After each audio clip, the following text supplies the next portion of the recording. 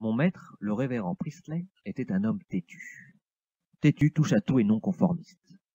Il avait dû fuir l'Angleterre à cause de ses écrits religieux et de son soutien à la Révolution française. Qu'à cela ne tienne, il poursuivait ses expériences en Amérique. Une des grandes questions à l'époque, c'était le phlogistique. Oui, tu as bien entendu, le phlogistique. C'est ainsi que l'on appelait la substance qui, croyait-on, rendait les choses inflammables et s'échappait de leur combustion. Une bougie laissée allumée sous une cloche imperméable s'éteint? La faute au phlogistique. Une souris laissée sous une cloche imperméable meurt? Encore le phlogistique. Mais ça montrait aussi que combustion et respiration étaient liées. Le phlogistique, c'est ce qui envahissait l'air, le rendait mauvais à la respiration. Quelquefois, des expériences ne s'accordaient pas vraiment avec le phlogistique. Mais je vous l'ai dit, mon maître était têtu.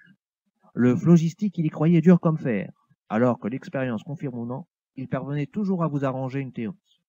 Et même si elle faisait bien rire son collègue français Lavoisier. Le problème de mon maître, la question qui le taraudait, c'était de savoir pourquoi le phlogistique n'envahissait pas tout. Pardi, toutes ces cheminées qui brûlent, tous ces êtres qui respirent, ça en faisait dans son esprit du phlogistique. Et comment, après tant de temps, les êtres vivants parvenaient encore à respirer?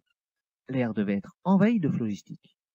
Alors, mon maître a eu l'intuition d'ajouter des brins de menthe sous la cloche imperméable avec la bougie.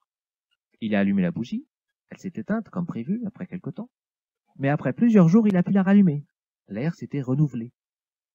Mon maître a fait une autre expérience. Il a mis une souris sous une cloche imperméable et il y a ajouté une plante. Et la souris restait vivante. C'était donc ça. C'est la végétation qui restaure l'air. Maintenant, on ne parle plus de phlogistique, mais d'oxygène, de dioxyde de carbone.